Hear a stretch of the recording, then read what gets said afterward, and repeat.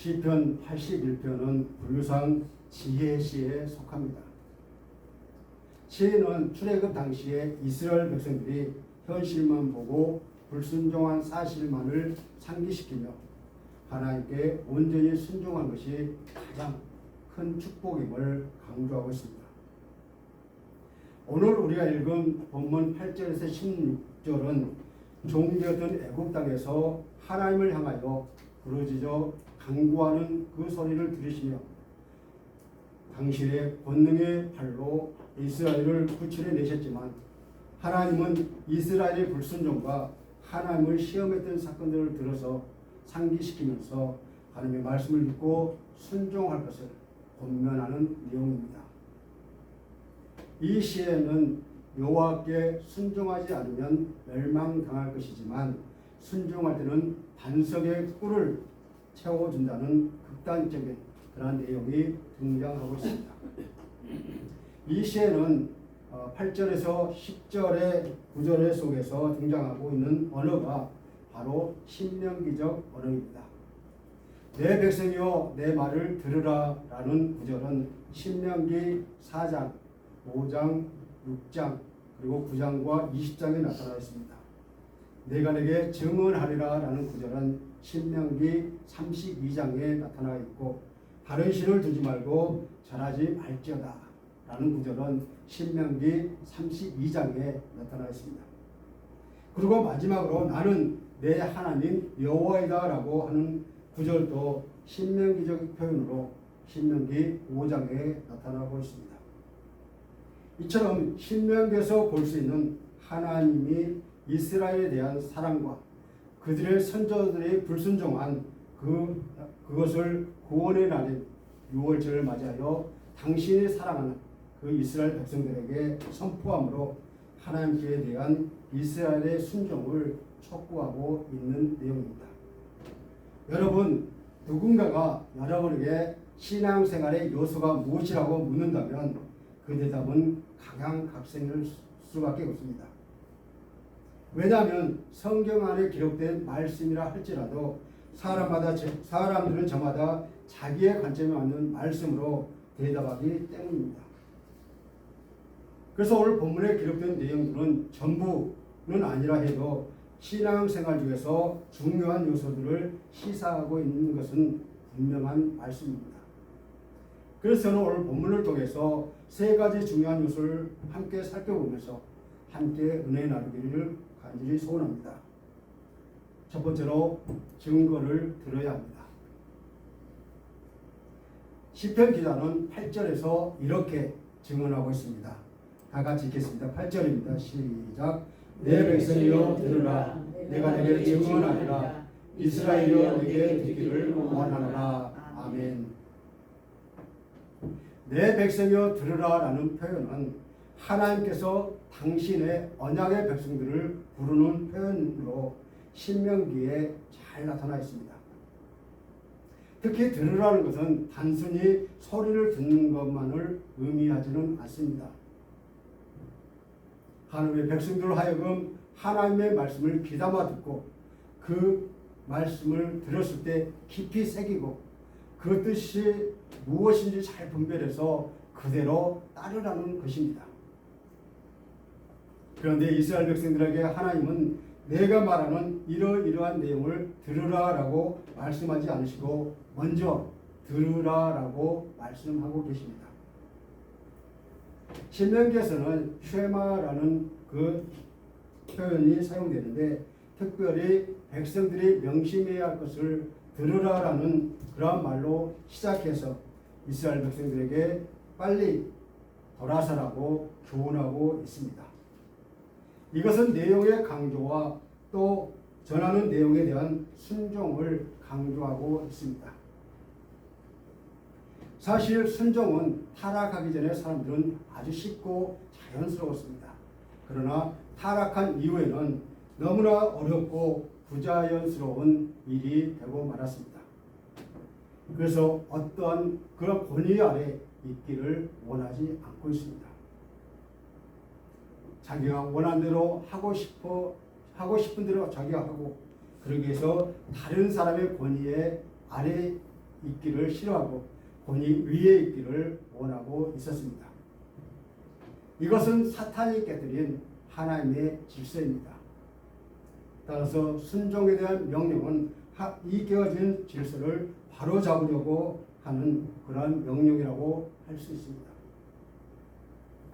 하나님은 출애굽한 이스라엘 백성들에게 시내산에서 십계명을 주셨는데 그 십계명의 핵심은 우상을 섬기지 말고 오직 하나님만 섬기라는 그런 십계명이었습니다. 우상을 숭배하는 것은 하나님을 하나님 되심을 인정하지 않는 것이기 때문에 용서받을 수가 없다는 것이죠. 그래서 하나님은 먼저 그 이스라엘 백성들에게 하나님의 말씀에 순종하라고 그렇게 명령하신 것입니다. 이처럼 우리는 하나님의 말씀을 들어야 합니다. 그리고 그 말씀이 내 인생의 길이 되어야 하며 그 말씀이 내 생각과 내 마음을 다스리게 해야 한다는 것입니다. 그래서 말씀에 순종하고 복종하는 사람들이 되어야 합니다. 이것만이 우리가 살 길이라는 것이죠. 그러면 하나님이 이스라엘 백성들에게 내 말을 들으라, 즉 귀담아 들으라는 것인데 그냥 순종해서 듣는 것으로 끝내라는 말입니까? 그것은 아닙니다. 자꾸 생각하고 새김질하여 다시 그 말씀이 어떻게 나한테 다가오는지 그것을 잘 뜻을 분별해서 우리가 순종하라고 말씀하고 있습니다. 거기에 은혜가 있고 거기에 생명이 있고 거기에 하나님을 만나는 축복이 있기 때문입니다. 내가 너에게 교훈하고 증거하니 꼭 그 말씀을 철저히 공부하는 것이 하나님이 원하시는 것이라고 우리에게 말씀하고 계십니다. 그렇습니다. 우리의 신앙생활에 있어서 무엇보다 더 중요한 것은 하나님의 말씀, 곧 그 증거를 듣는 일이라는 것입니다. 그 증거야말로 신앙생활의 그 전체의 근간이 되고 또 기반이 되기 때문입니다. 그리고 참된 믿음은 그런 증거를 들음에서 난다고 말하고 있습니다. 증거를 듣지 않는다거나 그 말씀을 바르게 듣지 않는다면 그런 신앙생활은 누구에게나 신기루와 같게 된다는 것입니다. 그 신앙은 결국 환상에 지나지 않는다는 것이죠. 여러분, 한번 말씀을 읽어보십시오. 어쩌면 이처럼 나에게 신통하게 말씀하실까? 라는 생각 드신 적이 없으십니까? 그 말씀을 귀담아 듣고 새기면 거기서 은혜가 있고 생명이 풍성해지고 하나님을 만날 수 있는 것입니다. 그래서 하나님의 말씀을 듣고 공부하기를 원하십니다. 그래서 듣는 것이 순양의 기름보다 낫다라고 사무엘상 15장 22절에서 말씀한 그대로입니다. 그럼에도 불구하고 우리는 그 증거를 듣는 일을 소홀히 여길 때가 참 많고 들어도 제멋대로 들어버리는 일이 너무나 많습니다.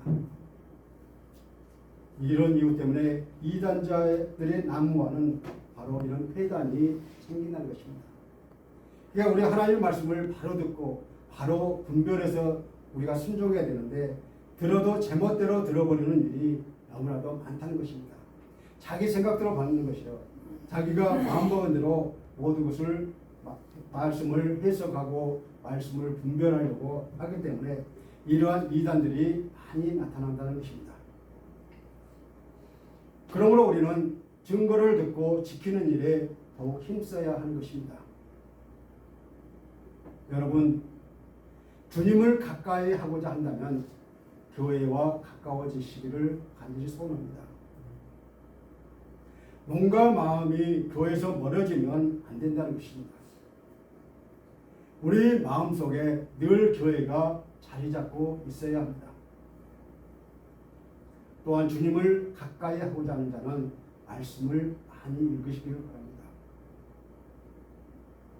하나님을 사모하시기를 바랍니다. 하나님의 말씀을 듣고자 사모하는 마음으로 교회에 나오시기를 바랍니다. 하나님의 사람들은 하나님이 자신의 피로 값주고 사신 하나님의 교회에서 하나님의 말씀을 통하여 은혜를 받고 복을 받게 된다는 것입니다. 내 귀에 하나님의 말씀이 들릴 때 은혜가 되고 복이 되는 것입니다. 두 번째로 성숙한 기도를 해야 합니다. 자기 중심적인 축복의 신앙에 사로잡히면 하나님의 음성을 들을 수가 없습니다. 기도할 때 무엇보다도 중요한 것은 우리의 욕심을 버려야 합니다. 죄와 욕심은 하나님의 음성을 막기 때문이죠. 자기 중심적인 삶을 사는 사람에게는 사탄의 음성만 큰 소리로 들린다는 것입니다. 하나님의 음성은 하나님 중심적인 삶을 살 때에 하나님께서 말씀하신 음성을 들을 수가 있다는 것입니다. 그리고 자기 계획이 아닌 하나님의 목적에 맞춰 살고 자신의 왜곡된 시각이 아니라 하나님의 시각으로 모든 것을 보려고 여러분 하셔야 된다는 것입니다. 시편 기자는 이어서 이렇게 또 증언합니다. 10절입니다. 10절을 다 같이 읽겠습니다. 시작. 나는 너를 애굽 땅에서 인도하여낸 여호와의 하나님이 내 입을 크게 열라 내가 세우라 하셨으나. 아멘. 하나님께서 이스라엘 백성들에게 나는 너희를 애굽 땅에서 인도하여낸 여호와 하나님이다 라는 겁니다.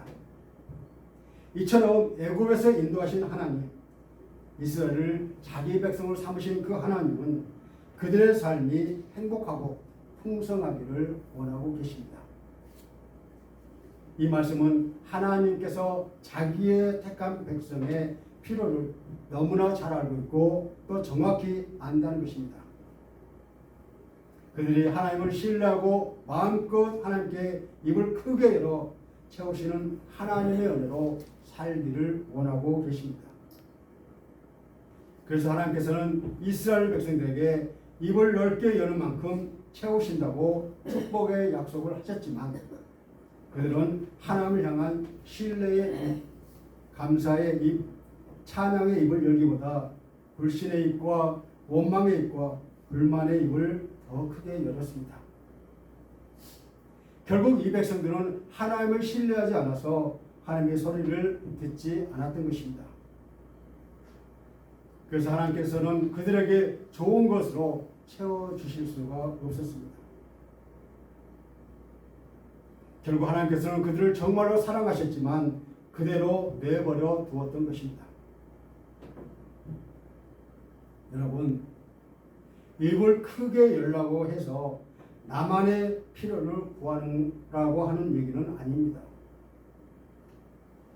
입을 열어 자기의 마음대로 삼키는 야욕이 돼서는 안 되는 것입니다. 탐욕적인 입을 열어서는 안 됩니다. 정욕으로 구하면 하나님은 응답하지 않으십니다. 왜냐하면 하나님은 우리의 욕망을 채워주시지 않기 때문이죠. 결국 기도로 넓게 하라는 뜻이고 그것은 곧 성숙한 기도를 하라는 의미이기도 합니다. 성숙하지 못한 사람의 기도는 자신에게 초점이 맞춰져 있습니다. 그래서 주로 자신의 평안과 안녕과 번성을 구하는 그러한 기도를 하게 된다는 것입니다. 이처럼 나 자신만을 위해서 드리는 기도는 입을 좁게 여는 것과 같다는 것입니다. 그러나 성숙한 사람의 기도는 정반대입니다. 성숙한 사람일수록 사람의 뜻보다는 하나님의 뜻에 관심이 있으며 나의 외에 다른 사람을 생각하고 기도한다는 것입니다. 이웃을 축복하고 이웃과 함께 축복을 나누는 그런 기도를 한다는 것이죠. 나만 내 삶을 추구하면 삶은 쪼그라들 수밖에 없다는 것입니다. 힘들수록 공동체와의 관계를 생각하고 함께 축복하는 길을 찾고 그렇게 기도하면 자연스럽게 입이 크게 벌려진다는 것입니다. 왜냐하면 하나님께서 공동체적인 삶으로 우리를 부르셨기 때문에 우리의 입을 크게 열라고 말씀하고 있습니다. 그러므로 우리의 기도에서 스케일을 키워야 합니다. 가족만이 아니라 우리 주변 또 우리 교회, 이 땅에는 많은 교회들 그리고 많은 목회자들과 사역자들, 성도님을 기대하고 미국과 한국 지구촌을 위해서 우리는 기도해야 한다는 것입니다. 이웃과 여러 사람들 나가서 나라와 인류를 위해서 기도하기 시작하면 그 기도는 입이 넓게 여는 그런 것과 같은 것입니다. 입을 크게 열어야 하는 이유는 하나님의 영광을 위해서 또 이웃을 섬기기 위해서입니다. 그러나 입을 넓게 열어 기도하면 채워지겠지만 너희가 듣지 않았으므로 너희 마음대로 하라고 내버려 두었노라 라는 그러한 내용이 바로 오늘 본문의 내용입니다. 자기만을 생각하고 입을 벌리면 소용이 없습니다. 그러나 입을 넓게 그리고 크게 여는 사람에게 하나님은 필요한 만큼 가장 정확하게 채워주시는 것입니다. 하나님은 저와 여러분에게 기도하기를 원하고 계십니다. 이제 우리도 하나님의 나라를 위해서 입을 크게 열어보시기를 간절히 소원합니다. 분명히 하나님이 채워주실 줄 믿습니다. 이런 기도 자세야말로 성숙한 신앙에서 우러나오는 것이 아닐 수 없다는 것입니다. 세 번째로 하나님의 말씀을 실천해야 합니다. 말씀을 행하는 사람은 말씀을 실천하는 사람입니다. 듣기만 하는 사람이 많으나 말씀을 실천하는 사람은 적다는 것입니다. 사람들은 주일에 교회에 나와서 설교 말씀을 들을 때 동료하여 고개를 끄덕끄덕하며 아멘이라고 하지만 정작 교회 밖에서는 행동으로 옮겨지지 않는다는 것입니다. 그래서 시편 기자는 이렇게 증언합니다. 본문 13절을 다 같이 읽겠습니다. 13절입니다. 시작. 내 백성아 내 말을 들으라. 이스라엘아 내 도를 따르라. 아멘. 하나님께서 긍휼을 베푸시고 이스라엘 백성들에게 다시 한번 주의 말씀에 귀 기울이고 주님의 뜻에 따라 살아가라고 호소하고 있는 것입니다. 하나님은 하나님의 백성이 하나님의 말씀을 듣고 따르기를 원한다고 그렇게 강조하고 있습니다. 이는 하나님의 인도와 보호를 받기 위해서는 하나님의 가르침과 명령에 순종하는 것이 필요함을 우리에게 가르쳐주고 있습니다. 이처럼 하나님의 말씀을 듣는다는 것은 하나님의 도를 따르는 것이고 그 길로 행하는 것입니다. 비록 하나님께서 어떻게 하실지 알지 못하더라도 선하신 하나님, 나를 위해 선한 뜻을 품고 계시는 하나님을 기대하며 이 말씀에 순종해야 합니다. 즉 말로 믿음을 끝내지 말고 행동으로 표현하라는 것입니다. 왜냐하면 말로만 믿는 것은 아무런 의미가 없기 때문이죠. 행동으로 믿음을 표현해라라고 가르치고 있습니다. 하나님은 그것을 원하고 계십니다. 하나님의 말씀을 읽기만 해도 복이요, 듣기만 해도 복이요, 그리고 우리가 읽고 들은 것을 지킨다면 더욱 큰 복이 된다는 것입니다. 하나님의 말씀을 하루에 한 장이라도 읽으시기를 바랍니다. 그리고 하나님의 말씀을 지키도록 여러분은 노력해야 합니다. 말씀을 얼마나 읽었느냐, 말씀을 얼마나 들었느냐가 중요한 것이 아닙니다. 실천하지 않으면 아무것도 아니라는 것이죠. 말씀을 실천할 때 우리에게 복이 오는 것이고 아무도 막을 수 없는 것입니다. 하나님은 우리에게 말씀을 그대로 받고 그대로 믿고 그대로 행하는 사람에게 대적을 이기게 하시고 아울러 이 세상에서 필요한 모든 것을 만족하도록 채워주시겠다고 약속하고 계십니다. 그러나 그렇게 순종하지 않으면 하나님의 인생 채찍과 사랑의 막대기가 계속될 것이지만 순종하면 광야에서 기름진 및 곡식으로 먹이시며 반석에서 땅굴로 만족하게 하시겠다고 약속하십니다. 그 말씀이 실제로 우리의 삶과 생활 속에서 실천되지 않는다면 모든 것이 물거품이 되고 마는 것입니다. 아무리 농사일에 많은 기술을 가지고 있고 많은 것을 알고 있다 할지라도 실로 응용하여 농사짓는 일에 실행치 않으면 아무것도 추수할 수 없게 되는 것입니다. 이런 점에서 실천을 100번이나 이렇게 했어도 절대로 지나친 일이 아니라는 것이죠. 그런데 우리의 삶을 깊이 반성하면 말만 세웠지 실천한 부분이 지극히 적다는 사실을 우리는 깨달을 수가 있습니다. 여기서 중요한 것은 듣는 것보다 실천하는 것입니다.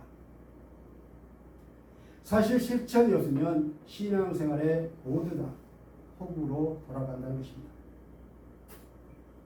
만약 우리가 하나님의 말씀을 듣지 않고 하나님의 말씀대로 행하려고 하지 않는다면 그 이유는 무엇이겠습니까? 하나님보다 자기 자신의 지혜와 능력을 더 위에 두기 때문입니다. 하나님의 말씀 아래에 자신을 두지 않고 하나님의 말씀 위에 자신을 둔다면 광야를 통과할 때에 이스라엘 자손들의 불순종이 오늘날 우리의 삶을 통해서 다시 복사가 될 줄로 믿습니다. 그래서 야고보도 행함이 없는 믿음은 이미 죽은 것이라고 야고보서 2장 17절에서 선언했습니다. 예수님은 제자들에게 믿음을 행동으로 옮겨야 한다고 누누이 강조하지만 교회에 나가면 모두 구원받고 축복을 누리는 것처럼 착각하는 경우가 허다하다는 것입니다. 많은 성도들이 말씀대로 살지 못해서 세상에 기독교의 부작용이 자꾸 불거지고 있는 실정입니다. 창세기에 나오는 선악과 사건도 아담과 하와가 하나님의 말씀대로 따르지 않아서 생긴 일이 아닙니까? 우리가 하나님의 말씀을 듣는다는 것은 하나님을 믿는다는 것이고 믿기 때문에 하나님의 말씀을 듣고 그 말씀에 따라 실천하며 살아야 하는 것입니다. 말씀에 깨달음이 있다면 그 깨달음대로 실천하며 살아야 한다는 것입니다. 그러므로 우리는 이제 말씀을 실천하는 일에 경주해야 합니다. 사랑하는 성도 여러분, 오늘 우리가 읽은 본문을 보면 우리가 하나님께 간청해야 하는데 반대로 하나님께서 우리를 향해 애가 타시는 마음을 깊이 느껴집니다. 마치 자녀가 해야 할 일을 하지 않으면서도 태평하게만 지낼 때 애가 타는 속이 타는 것은 부모이듯이 우리를 향하신 하나님의 마음이 짠하게 다가오고 있습니다. 그러나 하나님께서는 내 말을 들으라, 내 뜻을 따르라고 호소하시면서 이스라엘 백성들이 하나님의 말씀을 생소하게 여긴 이유는 애굽에서 노예 생활을 하던 당시에는 하나님의 말씀을 전혀 듣지 못했기 때문입니다. 당시 이스라엘은 영적으로 어두운 그런 상태였기 때문에 하나님의 말씀보다 애굽의 풍습을 더 따랐으며 이스라엘 백성들이 해방되고 나서 하나님의 백성이 된 것은 오직 하나님의 크신 은총이었습니다. 다시 한번 말씀드리면 우리도 하나님의 말씀을 듣지 않고 하나님의 말씀을 행하려 하지 않는다면 그 이유는 무엇일까요? 그것은 바로 하나님의 말씀보다 자기 자신의 지혜와 능력에 더 치중했기 때문입니다. 하나님의 말씀 아래 자신을 두지 않고 하나님의 말씀 위에 자신을 둔다면 광야를 통과할 때 이스라엘이 했던 불순종, 그런 원망을 오늘날에도 다시 재생된다는 것입니다. 말씀을 맺겠습니다. 신앙생활의 요소에는 얼마든지 많은 예들이 있습니다. 하지만 증거를 듣고 성숙한 기도를 드리고 말씀을 실천하는 일만 해도 신앙생활의 참된 요소는 거의 포함된 것이라고 할 수가 있습니다. 오늘 하루도 하나님께서 마음과 정성을 다하여 심으신 가정에서 그리고 일터와 삶의 자리에서 이런 요소들을 신앙생활에 적용하여 행함이 있는 믿음 생활을 하셔서 하나님을 기쁘시게 하는 저와 여러분이 되시기를 주님의 이름으로 간절히 축원합니다. 이 시간 나는 신앙생활의 요소를 실천하기 위해서 무엇을 결단해야 하는지 잠시 묵상하시겠습니다.